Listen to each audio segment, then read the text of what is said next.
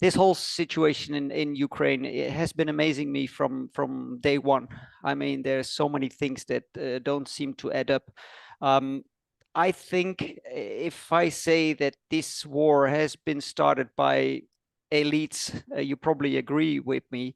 There is something I don't understand. There seems to be, and you said that several times, we have severely underestimated the Russians, I think. Do you have any idea how this? I mean, I'm an intelligence officer, and I was a good one. Um, I know that those elites we're talking about have better people than almost any army in the world. How could we have been mistaken so much in Russia's capabilities in Ukraine? Do you have any idea?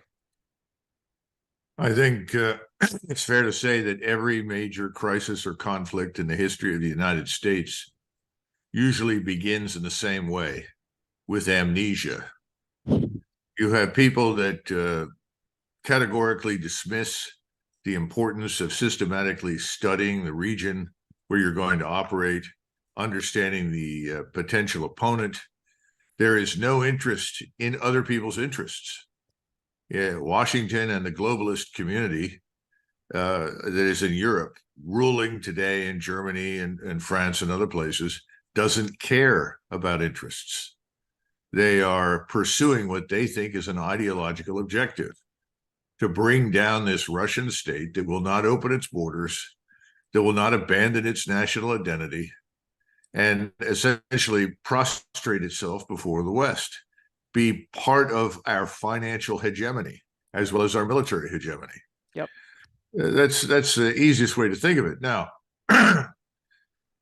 you're raising an important point. Somebody somewhere along the line must have had some sense and said, "Wait a minute, we don't. What is your real objective?" And they say, "Well, the real objective is to harm Russia, bring down Putin." Well, it reminds me of Anthony Eden in 1956 during the Suez Crisis. He told Field Marshal Montgomery, who then I think was the chief of the Imperial General Staff, or perhaps he'd already retired at that stage.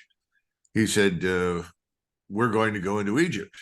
And Montgomery said, "Why? For what purpose?" And he said, "To knock Nasser off his perch." And Montgomery said, "Well, that's absurd. Doesn't make any sense. You know, how do you plan to achieve that? What are you trying to create in the country? Chaos, civil disorder? You want it to disintegrate?" Because those are real possibilities based upon what you've just said. And let's set aside a minute whether or not it's actually attainable. Why would the rest of the world sit there while you did this? Obviously it fell on deaf ears. Anthony Eden pressed ahead. They went into the Suez, and what happened? Disaster. Disaster. The Yep. whole thing was a mess. They weren't prepared. They didn't understand what they were dealing with. In that case, they grossly overestimated the Egyptians, but they failed to prepare the groundwork. They didn't have a plan. They didn't know what the specific objectives were other than we want to get rid of Nasser. Well, we're in the same position now. And of course, Anthony Eden was reliving, his views of Hitler in the 1930s, which had absolutely nothing to do with Nasser or the Suez. We are similarly inclined today to see Putin as a Stalinist figure. The Russian army is another Soviet imitation. It's all wrong. It makes no sense. True. But I think behind all of it, there are a group of very wealthy people. You in the East, you call them oligarchs. We we can talk about hedge fund billionaires. They have an interest in getting access to Russia's enormous resources. Yep. So whatever they can do to bring down the regime and fragment the country is, in their estimation, monetarily rewarding. Now, that's a sick notion in my judgment, Yep. but I think that's also played a role in all of this. And then remember, we Americans don't pay much attention to what happens overseas. Unless you kill 1,000 of us on a particular day somewhere beyond America's borders, Americans don't pay attention. Okay. And this has been the problem for 60 years. It's disastrous. It's true. Because what's happening right now is that we're completely depleting NATO, I think. And as you mentioned in various interviews, I mean, how much breath do we still have being NATO to continue I this? don't think there's much left.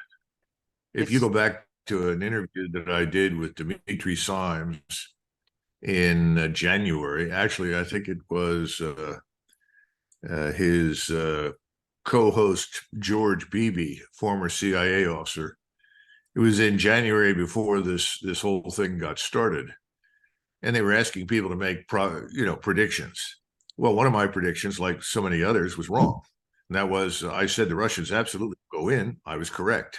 I said that by the time this is over, NATO will collapse. I said that in January of 2022. mm-hmm. The one thing that I got wrong, and I think a lot of us did, was that the Russians would go in as carefully, deliberately, and slowly and cautiously as turned out to be the case. Yep. Of course, we were not on receipt of the Russian General Staff's instructions from the president. And Putin, who really didn't want a war, who is really trying to do something that you should never do as a head of state, which is, quote unquote, send signals. He was trying to signal the West. He had no idea how corrupt and venal the globalist elites dominating Europe and the United States really were, and how absolutely outrageously hostile they were. I don't think he ever anticipated that. He thought that once this got started, that people would stand up and say, look, we don't want a war in Europe. I remember when I was an officer in the 1990s, the 1980s, but specifically in the 90s, and then along came the Kosovo Air Campaign, and I stood around talking to some of your colleagues in the Dutch Armed Forces, as well as the Germans and the French and others, and they all said privately, we thought NATO existed to prevent the outbreak of another war in Europe, not start one. Yep. Well, welcome to reality. This is from the beginning been engineered by Washington with support from London and Paris. And the Europeans are going to pay a terrible price. The sooner they wake up to this reality, and frankly, I think throw us out, the better off they will be. But that's an issue for them to resolve. But the point is that you probably saw it at the beginning. I saw it at the beginning that Putin went in a way that was not as expected. I mean, you knew, I knew that he could roll over Ukraine within 5 seconds. I'm exaggerating, but I mean, it wouldn't have been difficult for him. Yeah. And he didn't. So that was, as you say, like signaling, like this is not what I want. And we didn't react. We reacted in an opposite way. Boris Johnson even blocked a peace offering that could have been on the table, etc., etc. Then we started to send arms, which we are sending completely in vain because the Ukrainians are getting massacred. I mean, your estimate is like 350,000 to even 400,000 dead, and there are even higher estimates. Then we have to calculate with the wounded people. I mean, I think close to 1 million Ukrainian fighting age people are now out of the battlefield. It's incredible. We're getting and the thing that's so disturbing to me is that no one seems to care. I know that no one in Washington cares whatsoever. Now, I grew up with Ukrainians in North Philadelphia, and I loved them. I thought they were great people. Yep. I also grew up with some Poles and Lithuanians and others. I was the odd man out because I didn't fit into any of those categories. But that's one of the reasons that I ultimately went to Europe to study in Germany. I was so enthralled by the people that I met, and they were equally enthralled with the Germans. Yep. And then I became interested because, of course, with the time we were facing the Russians. So, I was trying from the very beginning to understand all of these individuals and all of these people. I'm not sure I ever completely grasped it, but I can tell you one thing with absolute certainty. No one in Washington understands any of it. Well, they the main point is that when I went to Afghanistan, I'm the longest serving military soldier in Afghanistan. And I served for 2 years there. And I was an intelligence officer, but I served outside the gates always. And my point was to live in the heads of our opponents. I mean, that was what I thought was my work, to try to understand them till the very smallest detail. And I tried everything I could to live in their shoes, to walk their walk and to talk their talk. And I succeeded. That way I could properly inform my superiors, which was my job. Right now, I see the exact opposite. So I completely agree with you. We completely don't understand Russian culture and Russian despotism and Russian whatever is there. We simply don't understand it, and we're eating ourselves at this moment. But then you mentioned, I'm so sorry because we have only 40 minutes, so I have to rush a bit through my Sure. questions, and it could be that we're disconnected. So in that case, if I haven't a chance to properly thank you, I'll be doing it That's right now. yeah. But you mentioned Poland, and in an interview I saw with you, you said something in the gist of what's NATO is doing right now hinges on what the Polish government is doing. Could you elaborate a little bit on that? Well, the government in Warsaw has been very hostile to Russia from the first moment. And they are caught up in this emotional hysteria that on the one hand, Russia is evil and any Russian has to be destroyed. And on the other hand, they see themselves as the inevitable imperial masters of much of Ukraine and Belarus. I think that's falling apart right now. In fact, I received some information this morning from my friends in Poland telling me that 52% of Poles have now essentially said, we want nothing to do with the war in Ukraine. Okay. Some say, well, we'll send support and assistance. But our real interest in Poland right now is to get millions of Ukrainians out of Poland. Okay. So that's a big change. So I think it's going to be very hard now for the Poles to be an American stalking horse, because effectively that's what we tried to do with Ukraine. They were a stalking horse. Let's push and push and push, see how far we can go to the border with Russia. And if we can put troops and missiles and equipment out there in the east that will threaten Russia, that's a good thing. Then we can bully Russia. We forgot we weren't dealing with Iraq. We weren't dealing with any of these sort of artificial constructs as opposed to real nation states. Russia is a real place. So, now we're paying a terrible price. But I think we're learning, and I think Americans are learning, because they look and they say, we have so many people in the United States who need help and support. Why are we sending billions to Ukraine? It's a very simplistic formula, but it's working. Yep. See your point. What will Russia do? I mean, they can't. I mean, if I analyze their actions right now, they're like pushing in small ways. They're advancing their front a little bit. They dig in and they wait for the Ukrainians to come for them, and then they annihilate them. They attack with very small infantry units backed up by tanks. I think they play a very thought out game. It's not so bad what they're doing. What will be the decisive moment that Putin says this is it? Because I read the statements from the Felicius, what was it, the meeting, the NATO meeting we just had, and NATO is still on the same as the same point of view, like Russia's bad and we only accept a total retreat, and that will not happen. So in your opinion, where in the end will this lead? Will they march on to Poland, or I mean, do you see any perspective here?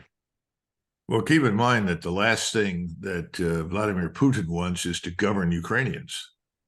So he'd rather not cross that river and march west.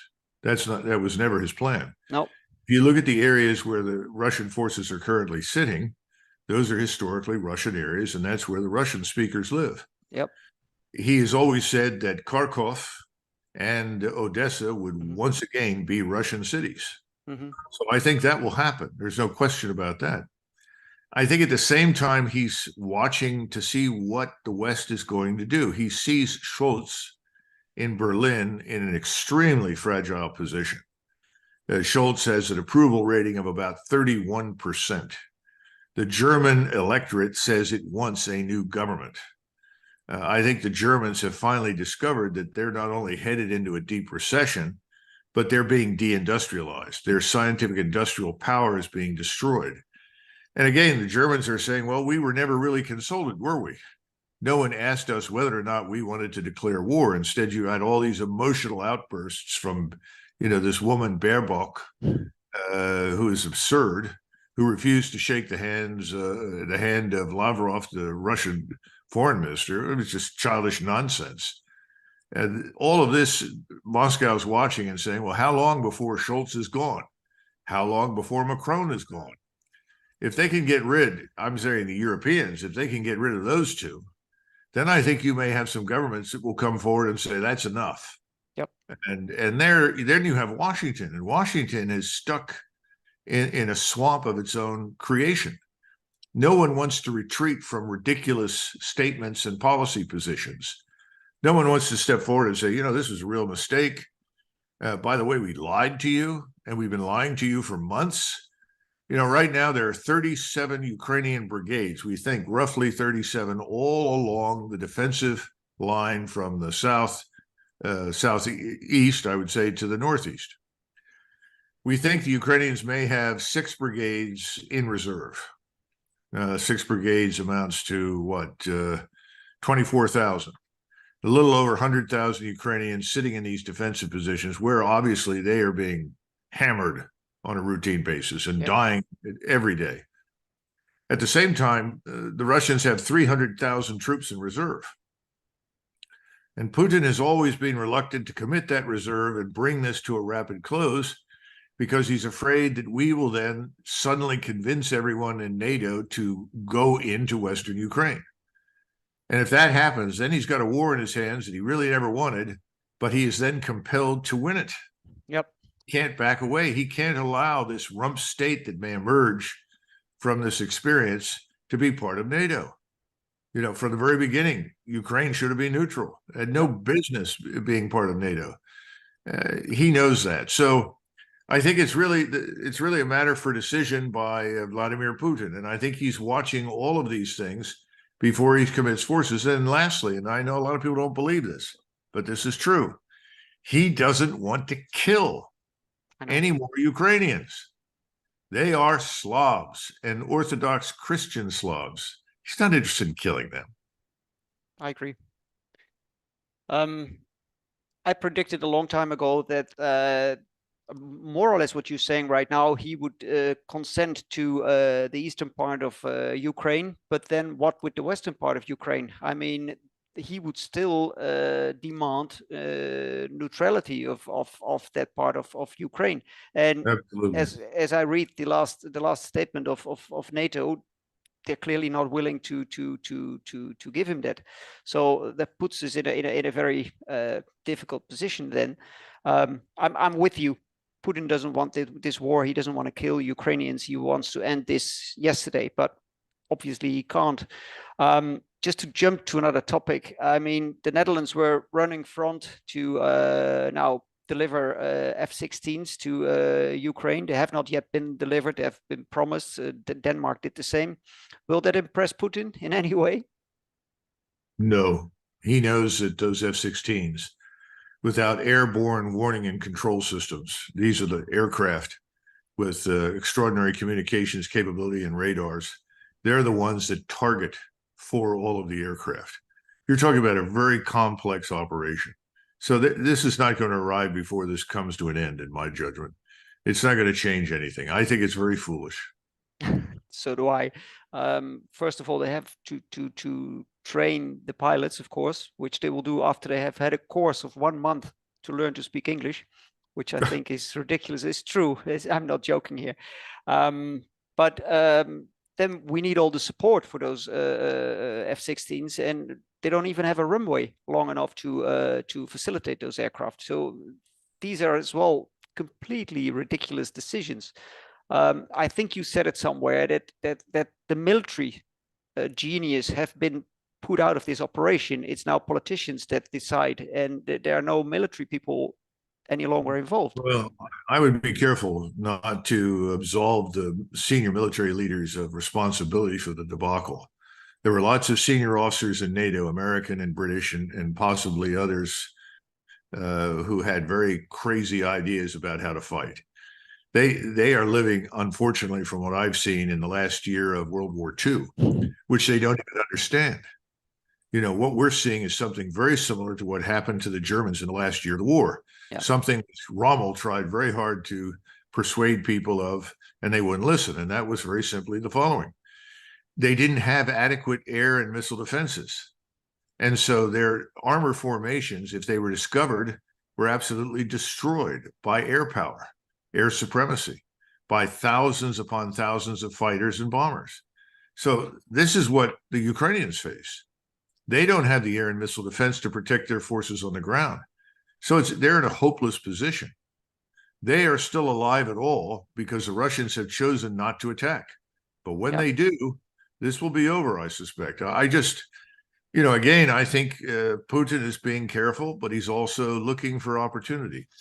The thing I worry about is that we will be stupid and think that his reluctance to attack and end this on purely military terms is a sign of weakness. It's not. I'm with you.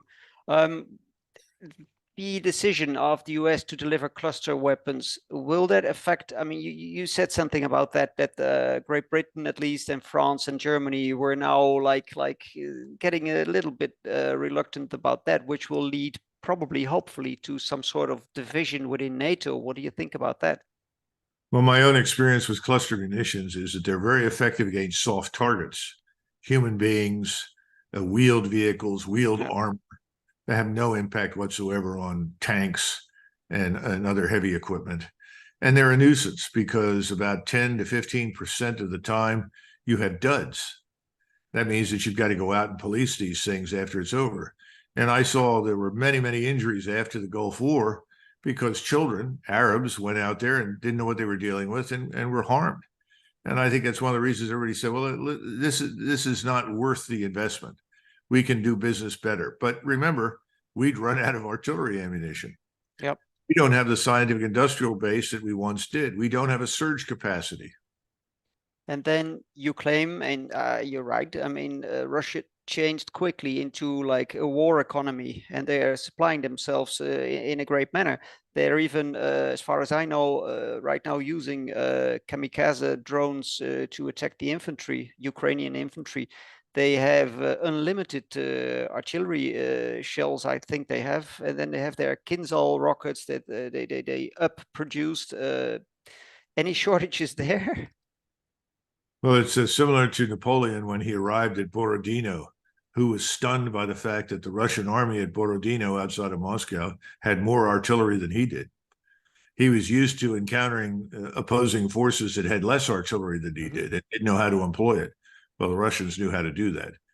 All I'm trying to say is that every conceivable miscalculation based on prejudice, stupidity, bad assumptions, emotion, hostility by this small elite that's in charge. Because remember, the average American could care less. The average American has been told, oh, Russians are bad. We've been hearing that for 60 years. Yep. Now, that's nonsense now. That Russia changed profoundly in the 90s and is absolutely not the Soviet state that it once was. But again, nobody hears that. Still there, or did we lose the connection? I'm here. Okay, sorry. Let me quickly go through my questions. I hope you got your eye on the clock. Yes, we got still 10 minutes or something. Good, but the only thing is that I hope to be able to say goodbye and thank you before we're cut off.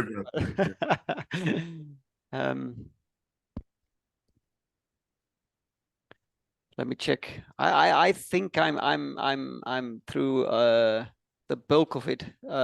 What do you think because we talked about the divisions that the Ukrainians still have. What do you think amounts to the total force of Ukrainians that are now combat ready? Well, again, if you have 37 brigades stretched over several hundred kilometers, and each of those brigades is undoubtedly under strength, they're not at full strength. Nope. The only full strength brigades may be the 6 or 7 still in reserve. So let's overestimate their capability and say that they've got 28,000 troops that can still fight, that are well equipped, and that are sitting in reserve. But again, what's their air and missile defense? It's almost non-existent. It's gone. You can't fight that way. It's suicide. And then there's another thing, that more and more troops are reserves. I mean, the hardcore veterans, they're quite limited because they've mostly died, and so most of those brigades exist of reserve personnel. Am I right? Oh, I think so. And a large numbers of them are over 40. Yeah. There are people out there over 50. And then you have the usual roundup of boys who are only 15, 16, 17. I mean, this is ridiculous. It's unnecessary. It should stop. We could stop it. Washington could stop all of this. But egos are too large. No one wants to admit, oh, I was wrong. So thousands of Ukrainians have to die. I keep asking, how many more Ukrainians have to die pointlessly before we put an end to this? I guess more. Yeah, because if the Dutch government promises F-16s for after the winter, they're planning on a prolongation of this madness for at least half a year. And it's very hard to see full-grown politicians talk about this war as if it's a Disney production. Is horrible. Do you Well, see that's a any? good analogy. That's a very good analogy, a Disney production, because that's about what it means to them. They have Yeah. no idea what they're dealing with. You have 60,000 plus amputees. Oh man. It's Yeah. insane. Yeah. Yeah, it's ridiculous, and it's going on, and they don't stand a chance at all. Is there anything in your mind that could lead to a solution? I mean, just thinking out of the box, what could we do? I've suggested that we suspend all aid immediately to all military aid, and that we convene some sort of negotiating talks somewhere, neutral ground, wherever anybody wants it, and try to find out, first of all, what is it that the Russians want? You know, we've never listened to the Russians. We come in, just as we did with the Chinese a couple of years ago, and these ideologues who think that they have the world by the tail and that the whole world should bow down and worship them because they're the globalist elites. They want the world without borders, the world with, out the rule of law, whatever it is that they want. And they think that they can bully, and they can't. So I don't know what we can do in the short run. You'd have to sweep the government out of power. We have no means of doing that. We have this process that's very different from your own. Definitely, these people need to go, and I think they know that probably by 2024, the end of it, if we get that far without more serious crises, that they'll be out of power. They'll be finished.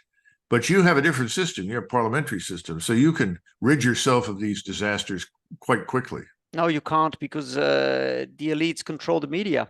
So, I mean, but you got to get people to stop believing the media. I know it. That's what I'm trying. It's my job to create a new kind of media, and but it's very difficult. I mean, what's happening in Europe right now, and you probably saw that in the news, that all these countries like Spain and Italy and recently Sweden, and they choose a right-wing government, but basically it's the same. It's the same way of politics. They all apply to the 2030 agenda. It's all the same, but it's new faces and nothing changes.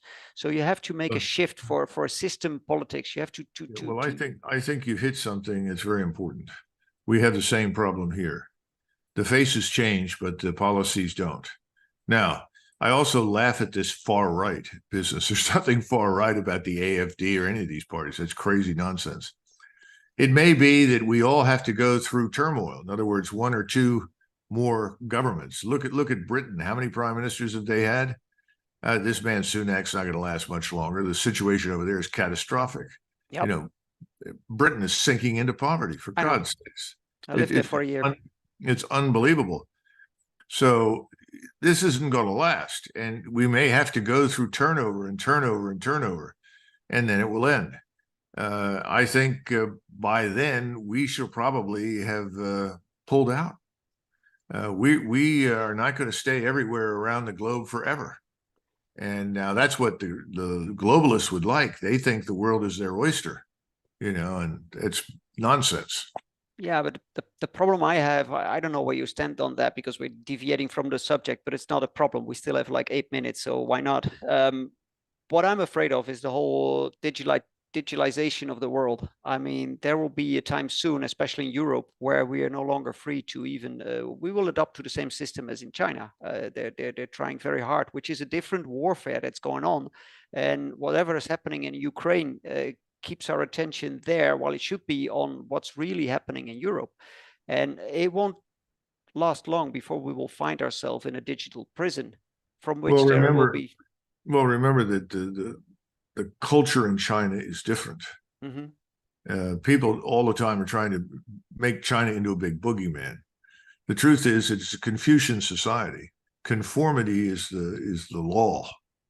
Social behavior is driven by conformity. Yeah. Not very different in Korea and in Japan. If you look at the probability of a conviction of a crime in a court in China, it's about 99%. Well, it's about 99% in Japan, 99% in Vietnam. Of course, in North Korea, it's 100%. But, you know, my point is these nations are very similar. This kind of thing works for them. The population supports it. We don't. I don't think we do. I know very well that my ancestors would roil at this sort of thing. I know. So this is a real danger to us, and we have to deal with it, because these people, you're right, these globalists in power, if they can create some sort of surveillance system and then punish anybody who says or does anything they don't like, is real. I don't think it'll work here in the United States because, frankly speaking, there are too many Americans like me who won't conform, and we're armed. That's the problem. We are not. That's the big problem. I know why you are armed. That's exactly to avoid situations like this, or the situation that's developing.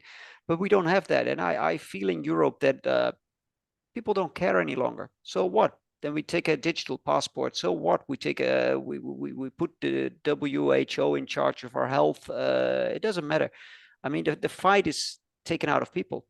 And I understand. I mean, if I see how the generation after us has been raised, I mean, we quite effectively took the spirit out of them, and that doesn't leave us much to fight with.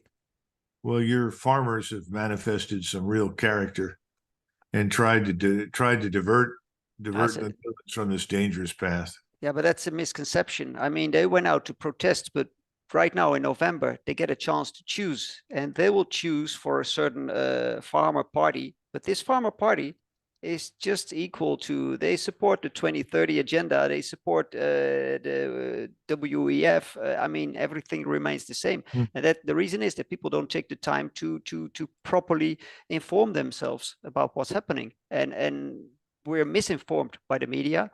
So it's very hard. I'm like I mean, sorry to say so, but I'm pissing into the wind. I mean, the people. Well, there are many Americans who worry about the same thing. I am more optimistic here. Okay. Because I think there are still lots of Americans, at least 70, 80 million of us, who absolutely will not conform to this nonsense. I don't know what the situation is in Europe. I am encouraged by some of the things I've seen in France. And I am always recall Metternich, the great foreign minister of Austria, who said, when someone in Paris sneezes, Europe catches a cold. I am hopeful that the French, strangely enough, may be the catalyst for change. Yeah, could very well be so. It's let's hope for it. I'm very thankful for you to have taken the time to talk to me.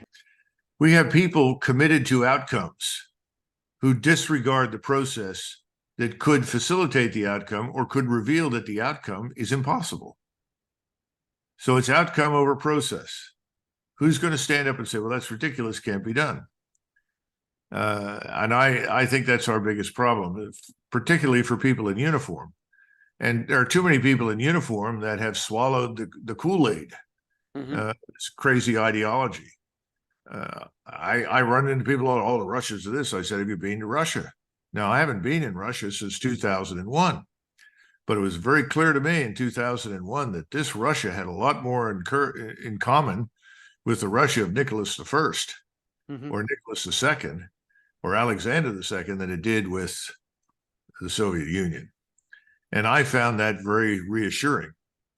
And, Solzhenitsyn said, the Russian soul belongs to God, not to the state. And I really like that formulation. And I wish Americans and Europeans would adopt it and make it clear the state doesn't own us. They don't own our children. They don't own anything. Yeah. And if you put a stop to this nonsense in Russia, that's the first giant step in the direction of rationality and reason, and an end to the state domination that we all live under. Well, we simply don't seem to learn from our mistakes. I mean, the Dutch military in Afghanistan, for example, they made a huge clusterfuck of it. I mean, it was horrible what they did. They bombed the hell out of people for nothing, just by not understanding the Afghan people. I mean, as you say, it was an outcome-driven mission. Yeah, but I think, again, that's our fault, because we dragged you in and we didn't know what we were doing. It's back to the Suez crisis. Yeah. What are we trying to achieve? And you start pushing hard. One quick anecdote for you. I think it was in '68. President Lyndon Baines Johnson sent General Bradley, the 5-star from the Second World War, to Vietnam to make an assessment. Bradley came back, met him in the Oval Office, and said, "All right, I can't find anyone from the rank of company commander, captain, all the way up to 4-star general who knows what the hell they're doing. They haven't figured out what we're there for." Yeah. And LBJ said, "Well, it's impossible, General. We're there to bring freedom and all this other nonsense." And finally, he said, "Well, listen, that's not good enough. We need a tangible, concrete objective." So he took a legal pad and a pen and said, "Here, Mr. President, write the mission and write the objective." And Johnson sat there and said, "Well, this is going to take me a long time." He said, "If you can't do it quickly, get out."